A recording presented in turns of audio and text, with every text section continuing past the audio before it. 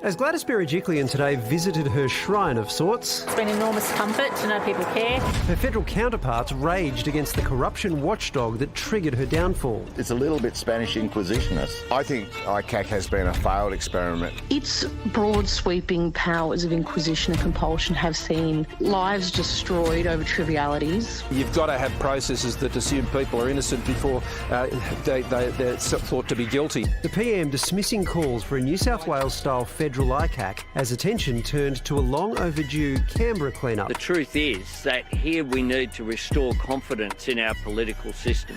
The good news, more than 1,000 days after first committing to an anti-corruption body, To raise the bar. the government finally has a solution. The bad news, In many ways, it would be worse to have this commission than no commission at all, because it would have a disastrous effect on public sector corruption. new independent analysis finding the government's proposed Commonwealth Integrity Commission would be the weakest in the country. This bill is incredibly hopeless. It has no retrospective power. You can't commence an investigation unless you've already got evidence of a criminal offence. It's conducted in complete secrecy. And as for those scandals it's supposed to clean up, There's no retrospective effect. So it would never be able to get to the bottom of car park frauds, sports frauds, the Great Barrier Reef Fund, the water payments. All of that would be beyond the scope of this proposed agency. and as for future scandals, the Commission would likely be too weak to investigate those too. But then maybe that's the point. Because of the cloak of secrecy, nothing is allowed to leak. The press will be bounced back with, that's under investigation, I'm not allowed to talk about it. It'll all be kept a secret. The thing is that it would have the effect of protecting corrupt people in the public sector. Well, Shadow Attorney General Mark Dreyfus has been critical of the government's model and he joins us now. Mark, we know you're not a fan of it, but do you think it's fixable or do we need to throw it out and start all over again?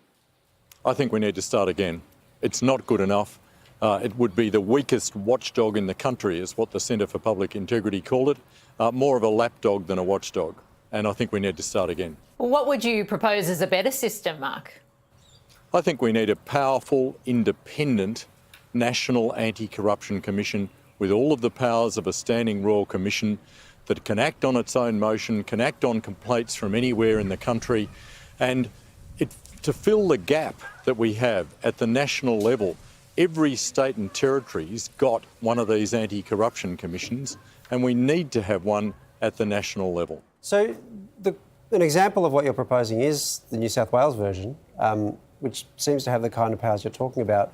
The criticisms of it, though, they're not specious criticisms. Like, there is something to them. The idea that it has on occasion ruined lives unnecessarily. The example that's often quoted there is a former Liberal MP, Andrew Cornwall, who was forced to resign over an ICAC inquiry, spent heaps of money, hundreds of thousands of dollars, and then was cleared 4 years later when the show just moves on and no one pays any attention to it. Do you think that it's a valid criticism to say that ICAC has gone too far?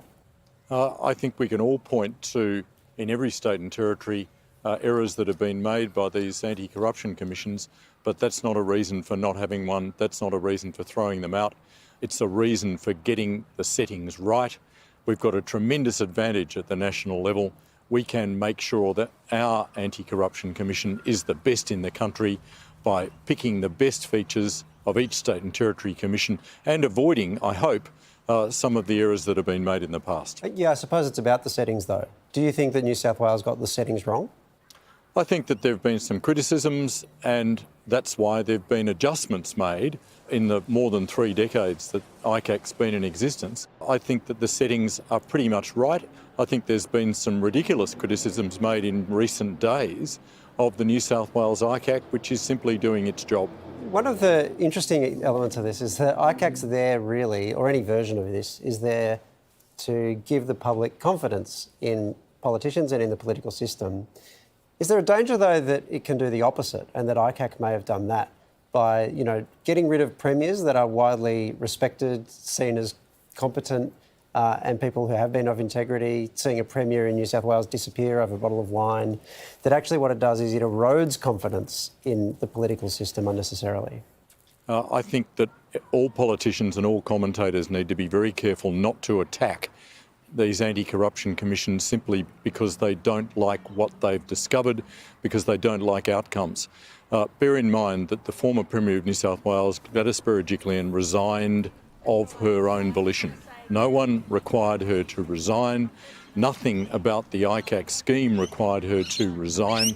So it's wrong, those people that are blaming ICAC because Ms Berejiklian's no longer the Premier of New South Wales. It was her choice to resign. A quite different course of action was available to her. She could have simply stood aside, or she could have decided not to stand aside at all and undergo the investigation that's now underway. We don't yet know the outcome of that inquiry. All right, Mark, we'll have to leave it there, but thanks for your time tonight. Thank you very much. From expert opinions to in-depth analysis and reporting, the Project YouTube brings you the biggest stories from Australia and around the globe. Hit the subscribe button now for news delivered straight to your feed.